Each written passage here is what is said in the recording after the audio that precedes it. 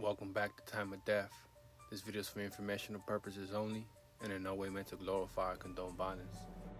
In today's video, we'll be discussing the murder of Katsutoshi Takasato.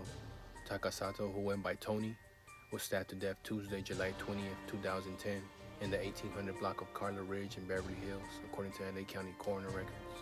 Police responded to reports of an assault in the Trousdale Estates. They found Tony, son of a Japanese filmmaker, and pronounced him dead at the scene. Chied Coggins Johnson and Scott Joseph Barker were subsequently arrested and charged with the murder. The following is the evidence at trial. Co-defendant Chied Coggins Johnson had led a tumultuous life prior to the killing of Tony, with whom since high school she had an on and off romantic relationship.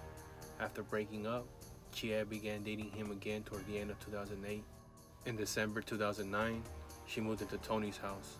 Tony, who had physically and sexually abused her during their past relationships, continued to do so and compelled her to work as a prostitute and posting pornographic pictures. In May 2010, she met the defendant, Scott Barker. At this time, Chie, who still lived with Tony, told the defendant the house belonged to her cousin. The defendant first learned about Tony on June 8, 2010, when she called Tony to wish him a happy birthday. When she said he was a friend, the defendant became irritated she was talking to another male. In July 2010, the defendant, who was about to be evicted from his apartment, suggested he and her should move in with his brother in Florida. Chie agreed. On July 15, 2010, she told him she had been living with Tony but would not go back. She told Barker Tony had abused her physically and sexually, and he had her work as a prostitute and posting pornographic photographs. The defendant responded he couldn't believe someone would do this to the person he was in love with.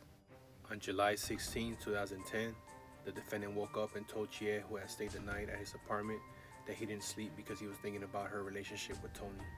They discussed marriage and decided to move together to Florida on July 23, 2010. She told him she wanted to say goodbye to her family and friends and to see Tony before they left.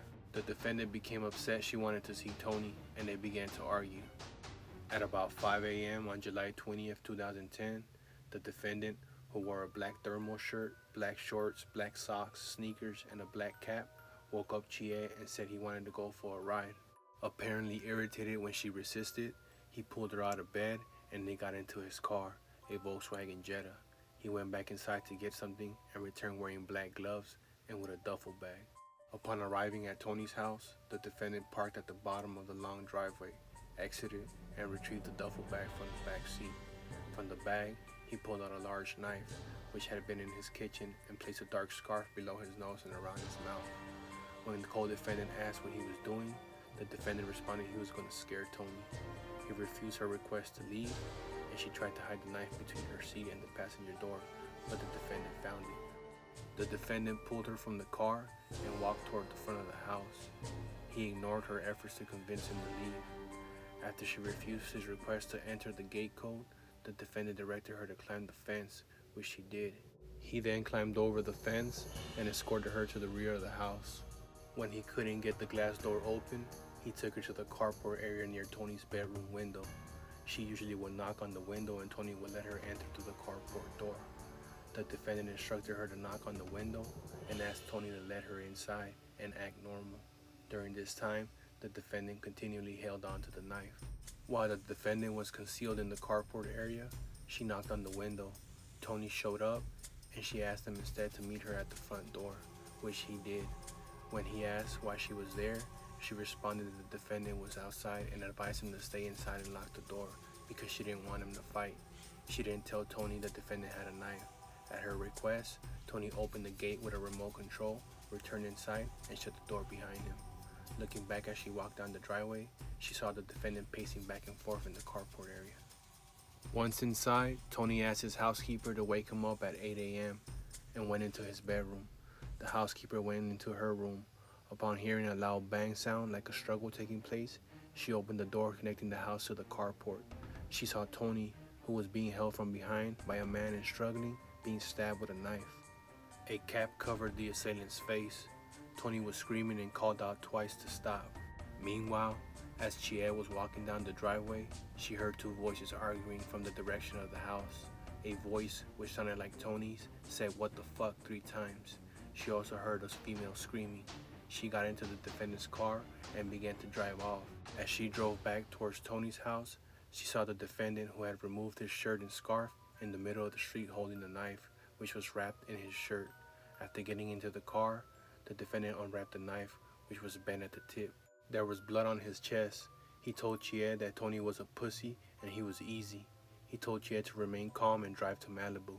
As the defendant drove back to his apartment, he told Chied to remember where they had stopped because he needed to return to bury the items left there. She remembered the location because of a nearby sign. En route to the apartment, the defendant threw a duffel bag into a trash can. Upon their arrival, the paramedics found Tony lying face down in a pool of blood in the carport area. His hand was gripping a piece of black cloth. Tony, who sustained a total of 58 stab wounds and cuts, died from multiple stab wounds. The one to his heart was immediately fatal. The wound to the top of his skull may have bent the knife.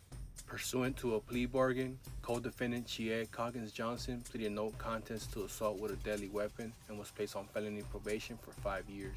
She agreed to testify against the defendant and to direct the police to the location in Malibu Canyon where certain evidence was hidden. She also walked the police through the crime scene and wrote a detailed statement of the events leading up to the killing of Tony.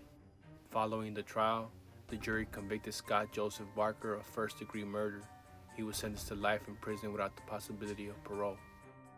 Katsutoshi Tony Takasato was 21 years old at the time of death.